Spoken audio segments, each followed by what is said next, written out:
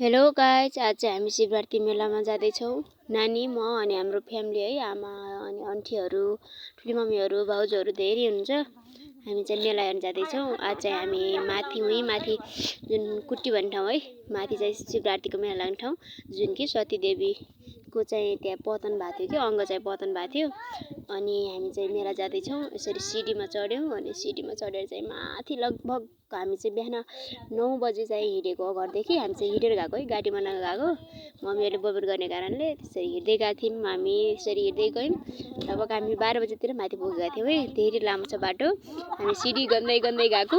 जब CD चाहिँ कति भएको थियो, बाइकहरू यसरी धेरै बाइकहरू थिए, गाडीहरू थिए, पार्किङमा थियो। सिडी जम्मा कति थियो त 1000 कति सिडीहरू जम्मा 1000 कति भएको थियो है। मैले त गर्नै बिर्सेँ, काउन्ट गर्नै बिर्सेँ। पछि चाहिँ यसरी मनाइयो भाउजूहरू अनि धेरै गएको थियौँ कि हामी। अनि हामी पानी खानेले चाहिँ बोतल खाली बोतल समातेर हिँडेको है, पानी नै नपाएर गाह्रो भएको थियो। अनि हेर्नुहोस्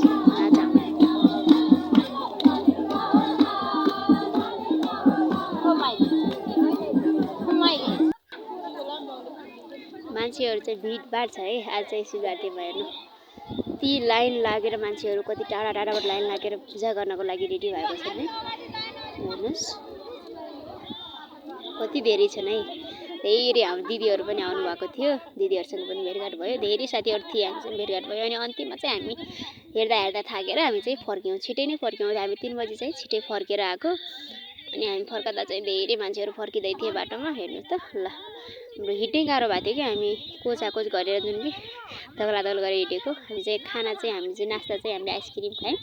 त्यस पछाडि तल लुहामा आएर चाहिँ चाउमिनहरू खाएको। अनि आइसक्रिम चाहिँ एकदम मिठो थियो कि। हामी फर्किँदैछौँ।